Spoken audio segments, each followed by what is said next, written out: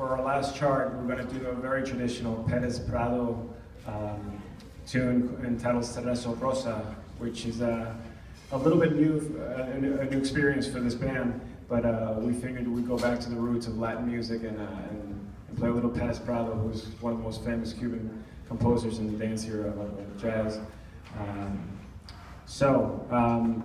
If you feel like dancing, feel free to just come up here and just do your thing.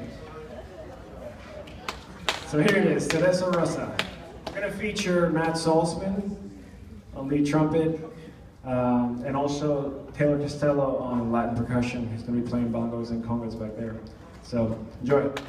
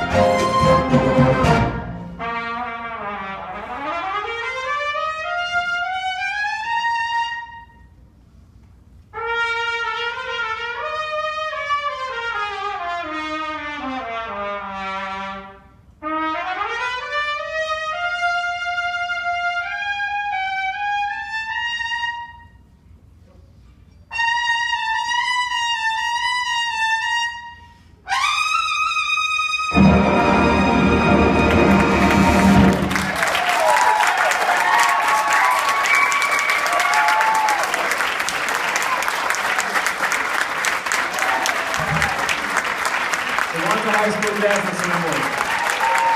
Thank you.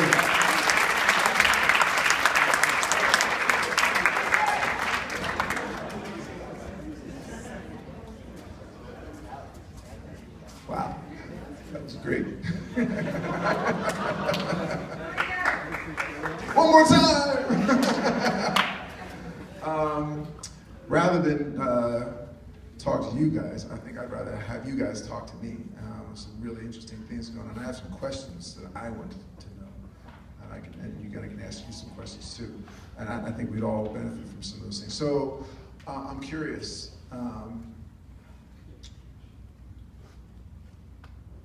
Do you know who the lead trumpet player was that played that with Perez Prado's band? Hard to find out that information. And do you know that Perez Prado mostly worked in Mexico? Yeah, the band was mostly playing in Mexico. So, did you, I imagine you saw the video for this, okay? How much did that help? Yeah. So, one of the things that's interesting is in music, in school, we learn music by reading it. It's in part of your training, it's just learning theory and learning how to count. But it's kind of a paradox because it's like trying to learn how to taste food by reading a recipe book, but you've never tasted any food. Doesn't make any sense. But so I'm also curious, like Boplicity that you guys played. How many of you guys heard the Miles Davis recording of that? So just about everybody. So how much of your music do you get to actually hear before you perform it? How much of the music, like what percent, like half of it, you get to actually hear recordings of it, or most of it, or most of it? And how does that affect what you do? Mm-hmm. But aren't you guys worried that you're like imitating someone else? Doesn't that bother you that you're imitating someone else? That's a good answer. No. So you know when a lot of artists, if you ever go to an art museum and you see people sitting with a sketch pad in front of a Marc Chagall or something like that, that's the way people learn how to paint. Is they find somebody's style they really like, and they sit and they copy it bit for bit, and that's imitation. And somehow or other, because we've come to know imitation as being like not a good thing, like imitation is not the real thing. It kind of obscures the fact that most of the things we learn, if you want to be, if you want to learn how to drive, you learn how to walk, you learn how to dress, you learn how to cook by watching your grandma, all the things we really learn, we do it through imitation. It's just you don't want to stay in imitation your whole life, but to be able to get good, imitating is the fastest way to learn. Now it doesn't negate all the things about learning how to read, and all those kinds of things as well. Obviously you're doing that. But what can you tell me about like watching Perez Prado's band? Other than the music, what did you see in the band? How did they look to you? In terms of like what they were doing. Was it like the only one that saw the video? Ah. Did you like their shirts? These guys wore really crazy ruffle shirts. So the funny thing is that a lot of times with jazz, especially older jazz, we associate it with old music, so we kind of think it's like old people, but it wasn't. They were young people doing that, so they were like your age, and it changes your perspective when you see the music being played by these people because they were the same age as you guys are now. A lot of them, high school age and college age, playing music and having fun because that was what they were doing at the time. I'm curious about the rhythm section. How did you guys investigate these? Did you hear Gordon Goodwin's? Did you hear a recording of that? Yeah. Do you think you guys would have been able to work out the same things you were doing in your rhythm sections by reading the chart? It wouldn't have happened, right? Was there anything that you changed? Anything that you decided to do different from what you heard on the record? Or did you just try to make it happen just like the recording?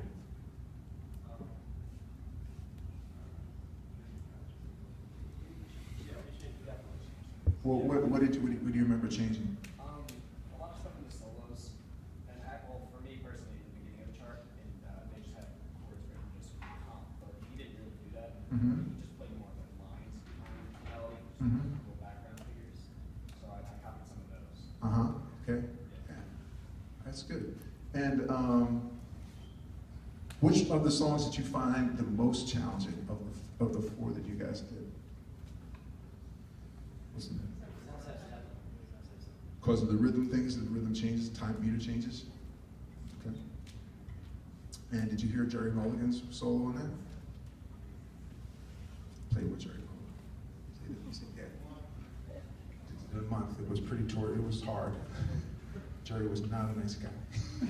He's a brilliant musician, a very brilliant musician, but he had a lot of issues. Well, Jerry Mulligan was one of the last generation of jazz musicians that they married movie stars. They were like the stars of their day. And then the rock and roll guys came in and took all that away. In the 1950s, the jazz musicians were like, you know, they married movie stars and they had that whole life. And he married a countess, the Countess Francomo. You know, she was an Italian countess. And when they kind of took all that away, he was angry about it. Never got over that. Do you guys have any questions for me? I mean, really, anything that you worked on in this that you're not understanding or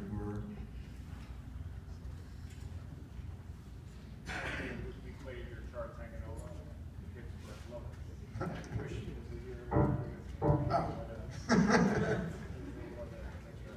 Well, one of the things about charts like that is I try to combine things like bossa nova and tango. And the thing is, if you really don't, the idea is to spur people to understand, like, well, what does a real bossa nova sound like? What is tango? Not like American tango where you have the guy with a rose between his teeth, but real Argentine tango. The way people do it, it kind of makes you investigate things like bands from Cuba and bands from Mexico. That's fun because if you just play the music that's on the page, it's good. I mean, playing music off the page is good, but if you really start to investigate where the music comes from and who played this before, and all, it leads you into a history and culture and a lot of stories. You learn a lot more. It just becomes a much more enriching experience than just going to rehearsal and playing the music, and that's good too, because a lot of people don't even get that experience these days. But really, you know, going deeper and checking out the music. I hear in your band that there's an authenticity there that doesn't happen unless you really have something to shoot for. This is where I get on my soapbox. When I was your age, I didn't even know how to read music. I didn't learn how to read music until I was about 16 years old. But I learned how to play the trumpet by listening to the radio. In fact, I used to tape things on a reel-to-reel tape recorder. I heard something on the radio, I would tape it on this old reel tape recorder. And if I had trumpet in it, I didn't even know it was called jazz. But you know, there was a jazz radio station here where I lived, and I learned how to play by just playing the things that I had recorded. But these were all professional players, so when I still played in the school band, but I just couldn't read. The guy next to me could read, and if he played one time, and I just pick it up. That's not the way to do it, by the way, because when the guy didn't show up one day, I was kind of screwed up. But because I learned how to play by imitating really good professional players, as soon as I did learn how to read, I was on the road within a year. I was playing professionally within a year, and that, of course, led to a lot of other things. But so. The message is, I mean, when I hear this band, and everybody's played so marvelous today, so every music I heard. But when I hear the music that's really has that aspect of imitation, and I really want to reclaim that word for the good that it provides. When you hear people that have checked out the music by imitating something that they know and really going for an exact target that has more than just what pitch and what rhythm and what dynamic, but also what style and how you're supposed to look and how it sounds when you're done. It makes such a huge difference. So it's like not just listening to music because, I mean, band directors always tell you, listen to the music. It's not listen to the music. That's not the important thing. It's imitate the music. So not only you don't just hear it, you can do it. When you do it just like that guy, or you even take it like, oh, I like the way that guy did, but I'm gonna do it like this. That opens up everything. It really makes a big change. So if you guys don't have any other questions at all, I'd just like to say, thanks. It was really a marvelous performance. I enjoyed it a lot. Looks like you guys are having fun. We certainly did. So thanks very, very much.